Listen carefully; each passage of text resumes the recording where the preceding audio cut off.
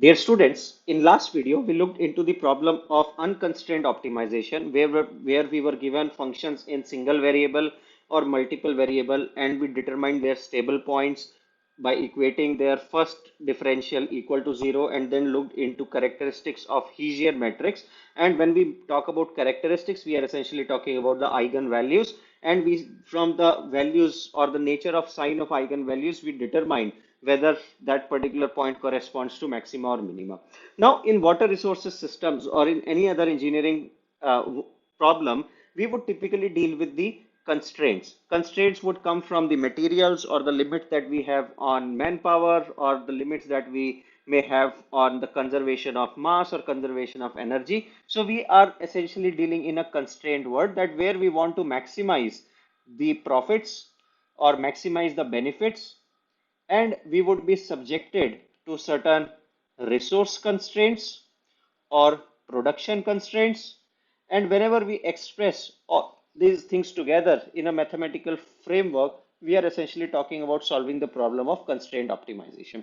So the three categories of problem that we deal with include that we are interested to maximize certain function fx, and we may be subjected to some equality constraint. That is, let us say that mass can neither be created nor be destroyed. So whatever is coming in, that has to go out, and hence we would be dealing with conservation of masses whenever we are talking about continuity equation, that we will deal in specific way when we go to examples in the context of water resource system. The second kind of problems that we would deal with would be maximize fx where they are subjected to less than equal to constraint, that is gx is less than equal to certain quantity, or we again want to maximize fx subjected to that gx has to be greater than 0. So this maximization can also be swapped with minimization problem, as we saw in the case of water quality example in one of the videos, where we were saying that a particular industry wants to minimize the treatment cost subjected to that a constraint that the water quality standards should be exceeded by certain limit at a particular point. So essentially that problem will fall into this bucket. Also, we want to maximize our profit, but we have limitations on the supply of raw material that we have. So Gx would be less than equal to 0. And we want to identify the optimal solution, and the objective function is typically the function that we are trying to maximize or minimize, and this would be state as objective function subjected to certain constraint. Now, one interesting thing is there, if we have a problem of maximization, so maximize fx is equivalent to saying minimize minus of fx. Gx greater than equal to 0 is equivalent to minus gx less than equal to 0, and similarly gx less than equal to 0 is equivalent to minus gx greater than equal to 0. These three results will always help us represent any constrained optimization problems into a standard form, where we will typically deal with minimize subjected to less than equal to constraint, and whenever you are given into another form, you can always change your constraints to make them consistent, that all the constraints are stated in maximization form, or all the constraints are stated in less than equal to form, and the objective function is stated in the minimization form. So also, if you look here, the first bucket of problem would fall into the category of equality constraints, and last two bucket of problems would fall into inequality constraint problems. The problems dealing with maximization of fx subjected to equality constraints would be easiest to solve, whereas when we go to inequality constraint problems, we have to talk about some additional conditions which we call as Cohen-Tucker conditions that would be subject of our one of the videos. Now, also there are two ways that when we are dealing with either one variable or two variable problem, we can always go for the graphical solution that you have studied in your class 10th or 12th. So we will not go into much into the graphical solutions, but we will try to develop more generic mathematical intuition that how to solve any problem in multiple dimensions. For example, here I was saying that the subject maximize f of x, but our problem can also be maximize f of x, y, z, and a, where x, y, z, a are the variables that are constituting the function.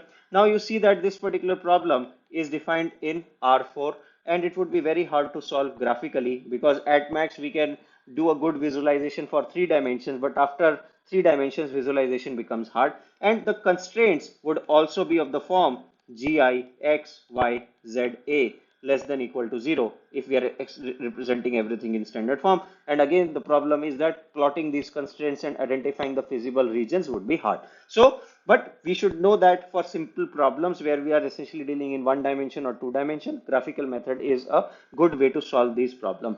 But we will again look into more of a mathematical aspect of it. Now, second thing is that we should be familiar with is contours. So what these contours are? Contours represent the lines or curves where the value of function is same. So does not matter at where you stand on that particular contour, the value of function should not change.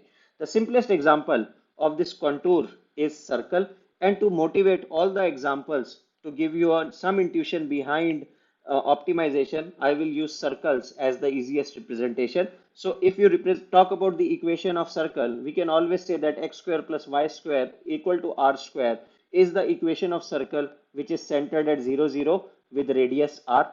And if I have to write it in general form, I can always write it as x minus a square plus y minus b square equal to r square. Now this is a generic circle with center at AB and radius as r. Now one thing is for sure is that does not matter where you stand on this curve, the value that you are always going to get is equal to radius, because from center you would always be at r distance r. So we say that this is an example of contour that no matter where you stand, your value is going to be same. Similarly, if you keep on increasing the radius, you would keep on getting the different circle.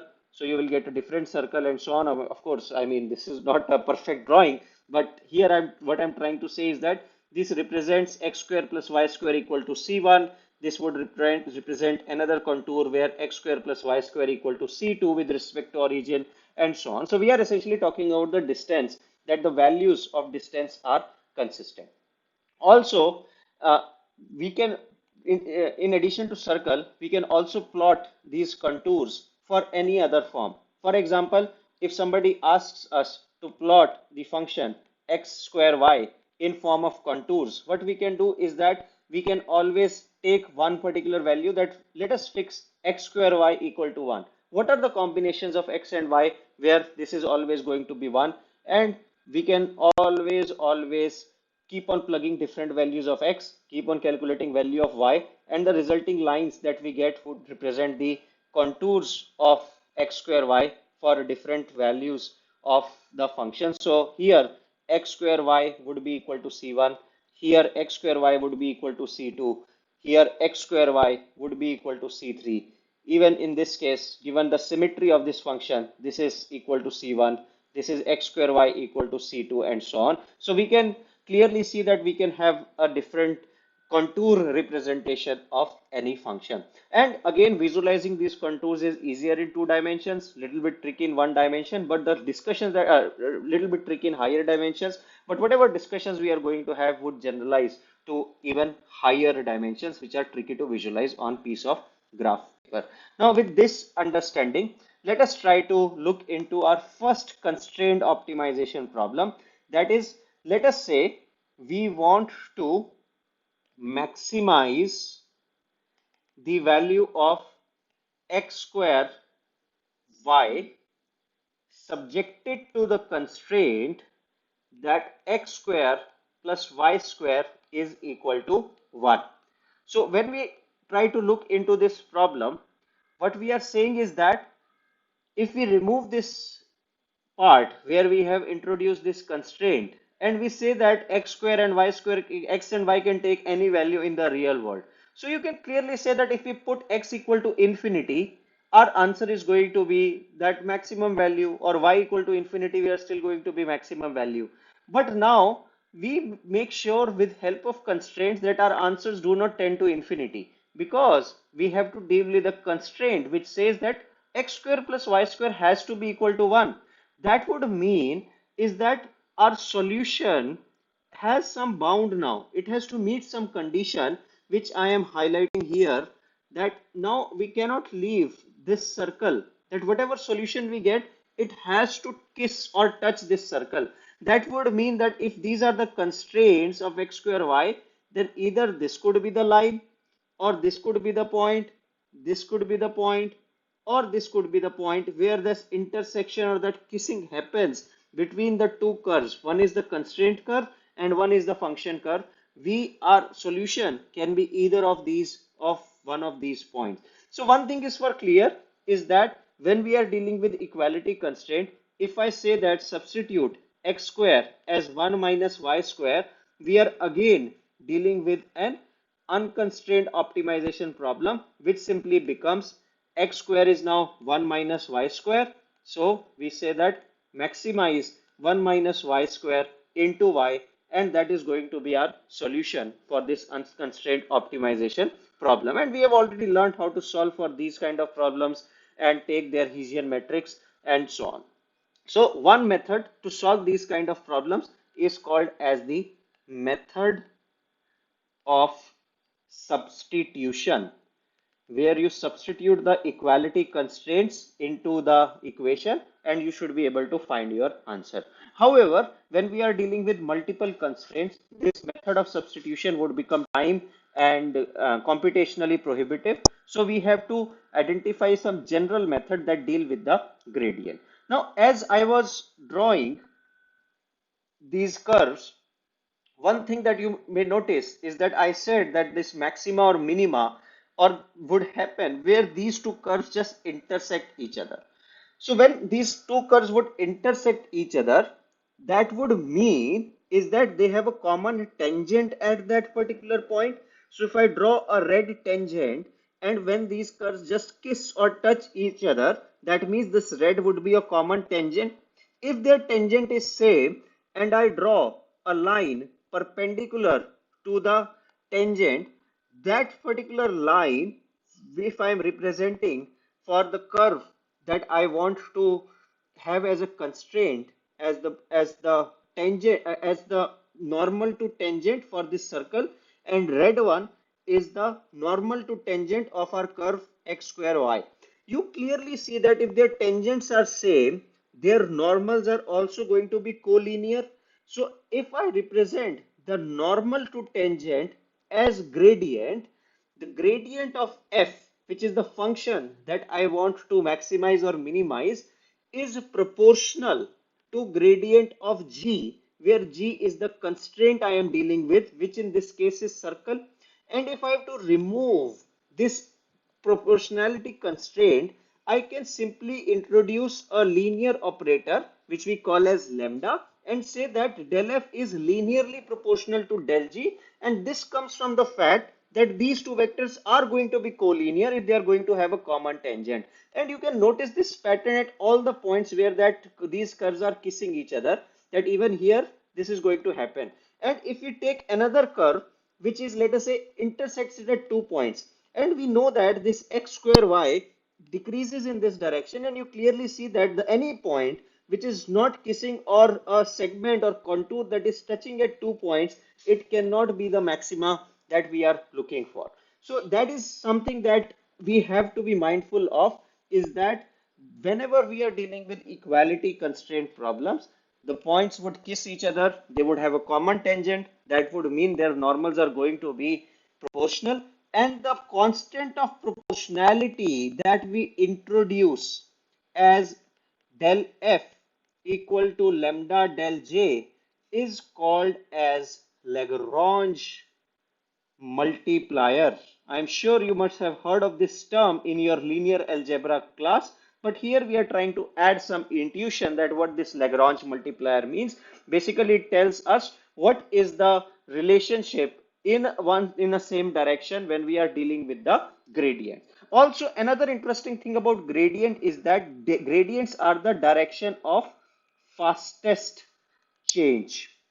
So if you are standing at one contour and you want to change the value of this particular function in the largest proportion, then you should always move in the direction of gradient, or in the direction perpendicular to the tangent. So what we are doing here is exactly the same, that while searching for the maxima, we are going always in the direction of gradients to ultimately reach this particular point. And this Lagrange multipliers gives us an additional equation that we call as the Lagrangian, that would help us formulate the problem of constraint optimization, where all constraints are stated in equality word. So just for sake of completeness, we'll come it back to it later. So we said that our fx is proportional to lambda gx.